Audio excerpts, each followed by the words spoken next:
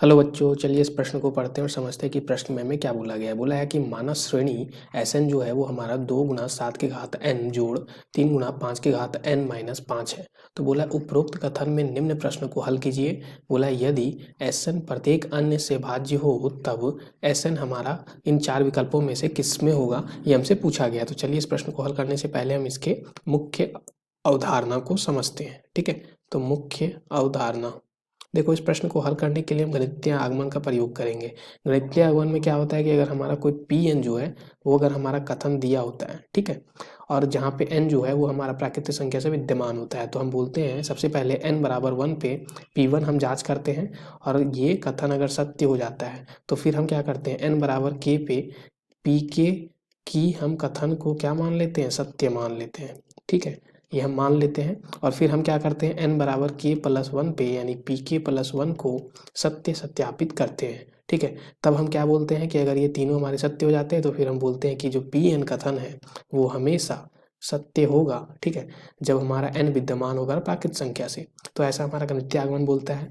अब यहाँ से हम इस प्रश्न को हल कर लेते हैं। तो देखो, प्रश्न में हमें ऐसा कुछ बोला गया है, तो यहाँ पे हम क्या करते हैं, सबसे पहले मान लेते हैं कि माना Pn जो है वो हमारा क्या है, Pn हम मान लेते हैं जो हमें समीकरण दिया है। तो 2 गुना यहाँ पे क्या है हमारा, 2 गुना 7 की घात n है। ठीक है, तो 2 गुना 7 की घात n, ठीक है, और ये फिर क्या है हमारा जोड़ 3 गुना 5 की घात n माइनस 5, ऐसा कुछ है। इसको हमने Pn मान लिया अभी। ठीक है, अब हम n बराबर 1 पे हम इसकी जांच करेंगे। तो n बराबर 1 रखते हैं तो ये क्या हो जाएगा, 2 गुना 7, ठीक है, 2 गुना 7 जोड़ 3 गुना 5 माइनस 5, ऐसा कुछ आ गया। तो ये हमारा क्या आ जाएगा, 24। ठीक है, इसको हल करें तो हमारा 24 आ गया। तो इसका मतलब हमारा क्या हो गया कि 24 यानी कि n बराबर 1 पे ये 24 से हमारा क्या हो जाएगा, विभाजित हो जाएगा। ठीक है, अब हम क्या करते हैं, n बराबर गणितीय आगमन से हम जानते हैं कि n बराबर k पे पी के को हम सत्य मान लेंगे। ठीक है, यानी पी के हमारा क्या हो जाएगा, तो पी के अगर हम देखें तो पी के हमारा हो जाएगा 2 गुना यहाँ पे क्या आ जाएगा 7, 7 की घात यहाँ पे के मान लेते हैं। ठीक है, फिर हमारा क्या आ जाएगा यहाँ पे जोड़ 3 गुना 5 की घात के और माइनस 5, ऐसा कुछ आ जाएगा। ठीक है, तो अगर इसको हम क्या बोलते हैं कि ये सत्य है कथन, तो इसको हम 24 के जैसा लिख सकते हैं, 24 का गुणज के टाइप में। ठीक है, जहाँ पे के जो है वो हमारा क्या हो जाएगा, तो के जो है हमारा वो प्राकृतिक संख्या से विद्यमान होगा। ठीक है, ऐसा हम बोल सकते हैं। अब अगर आगे हल करें इसको तो ये हमारा क्या आ जाएगा, देखो यहाँ पे कंफ्यूज ना होने के लिए 24 के ना लिख के मान लो यहाँ पे हम 24 m लिख देते हैं। ठीक है, तो जहाँ पे m हमारा विद्यमान होगा प्राकृतिक संख्या से, तो 24 m बोल देते हैं जहाँ पे m विद्यमान है प्राकृतिक संख्या से। अब हम क्या करेंगे, यहाँ पे हम जांच करते हैं। अब n बराबर k पे तो हमने सत्य मान रखा है, अब n बराबर k प्लस 1 पे जांच करेंगे। तो p k प्लस 1 अगर हम देखें तो वो क्या बन जाएगा हमारा, तो यहाँ से आ जाएगा हमारा 2 गुना 7 के घात के जोड़ 1। ठीक है, ऐसा कुछ आ गया। ओके, और ये हमारा क्या हो जाएगा, हमारा क्या हो जाएगा 2 गुना 7 के घात के जोड़ 1। ठीक है, और यहाँ पे क्या आ जाएगा हमारा जोड़ 3 गुना 5 के घात के जोड़ 1। ठीक है, ऐसा कुछ बन गया। और फिर ये हमारा क्या बन जाएगा यहाँ पे माइनस 5, ये पी के प्लस 1 का मान आ गया। अब देखो यहाँ पे अगर हम पी के प्लस 1 का मान हमने देख लिया, अब यहाँ पे हम क्या करते हैं, अब अगर यहाँ पे हम पी के प्लस 1 घटाओ पी के अगर निकालना चाहें तो हमारा वो क्या बन जाएगा, तो ये हमारा आ जाएगा यहाँ से 2 गुना 7 के घात के जोड़ 1। ठीक है, घटाओ 7 के घात के। ठीक है, जो पी के में 7 के घात के वाला होगा उसको हमने यहाँ पे 2 बाहर लेके लिख दिया। ठीक है, एक साथ। अब जोड़ 3 गुना 5 के घात के जोड़ 1 घटाओ 5 के घात के बन जाएगा। ठीक है, ऐसा कुछ आ गया। और जो -5 दोनों में जो हमारा अचर पद है वो तो हमारा कैंसिल हो जाएगा। ठीक है, इसलिए हम ऐसा लिख सकते हैं।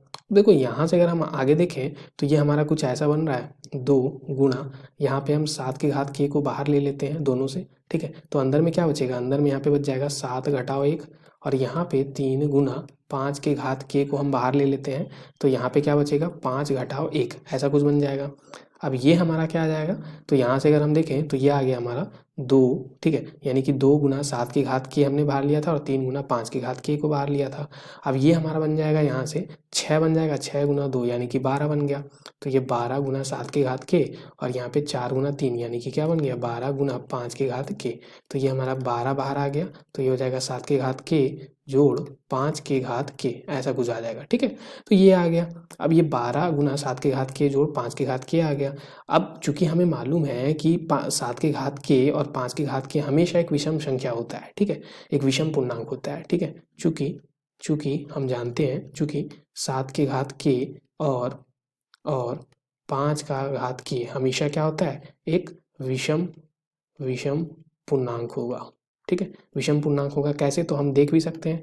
देखो यहाँ पे अगर हम देखें तो 5 के घात अगर k है, ठीक है, और 7 के घात k है। अब अगर 5 के घात k को हम मान लो k बराबर हमने यहाँ पे 1 रखा तो 5 आ जाएगा, k बराबर 2 रखा तो 25 आ जाएगा, k बराबर 3 रखा तो 125। हमेशा एक विषम संख्या आ रहा है।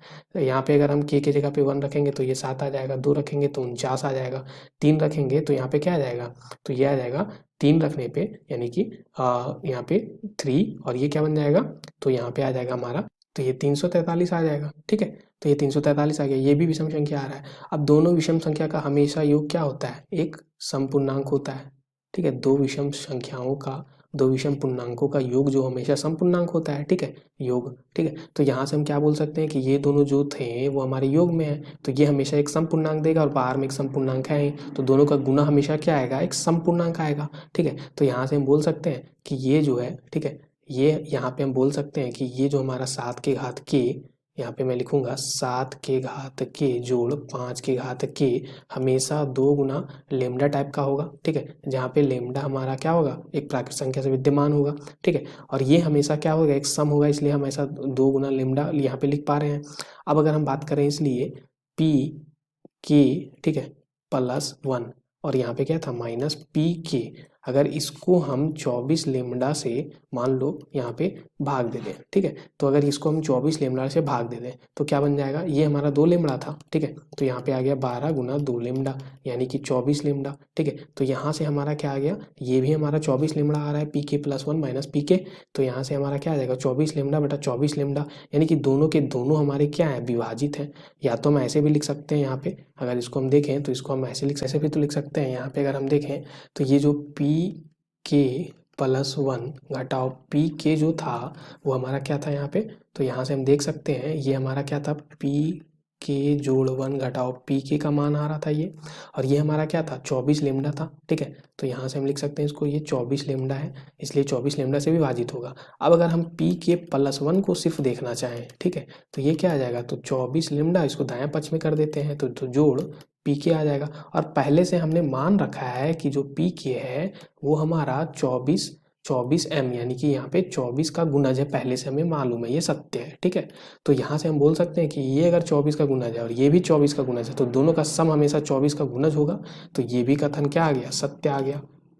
ठीक है, तो ये भी कथन हमारा क्या आ गया, सत्य आ गया। ठीक है, क्यों बोल पा रहे हैं, क्योंकि ये हम बोल सकते हैं कि दोनों से अगर हम 24 यहाँ पे बाहर ले लें तो यहाँ पे हमारा मान लो कोई एक नया यहाँ पे हमारा चर आ जाएगा जो कि p है मान लो। ठीक है, तो यहाँ से हम p, जहाँ पे हमारा कोई भी एक प्राकृतिक संख्या होगा विद्यमान, ठीक है, p हमारा प्राकृतिक संख्या से विद्यमान है तो 24 गुना p के रूप में हम लिख सकते हैं, इसलिए 24 का गुणज है, इसलिए ये कथन सत्य हो गया।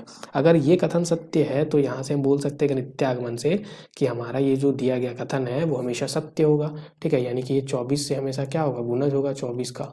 ठीक है, 24 का गुणज होगा हमेशा, 24 का अगर गुणज होगा तो अगर ये हमारा, अब बोला गया है प्रश्न कि यदि Sn प्रत्येक n से भाज्य है, ठीक है, प्रत्येक n से भाज्य है तब Sn क्या होगा, तो यहाँ से हम बोल सकते हैं कि अगर हमारा यहाँ पे Sn, ठीक है, Sn अगर हमारा सभी n के लिए भाज्य है, ठीक है, जैसा प्रश्न में दिया गया है सभी n के लिए भाज्य है, ठीक है, सभी n के लिए भाज्य है जैसा प्रश्न में दिया गया है, इसलिए हमेशा क्या हो जाएगा, Sn जो हो जाएगा हमेशा 0 से तो बड़ा ही होगा। ठीक है, यानी 0 से तो बड़ा ही होगा क्योंकि n से हमेशा क्या है, ये भाज्य है। तो यहाँ पे दिए गए विकल्प में से कौन सा विकल्प हो जाएगा हमारा, तो पहला विकल्प इस प्रश्न के लिए सही उत्तर है। आशा करते हैं कि आपको ये प्रश्न समझ में आ गया होगा। धन्यवाद बच्चों।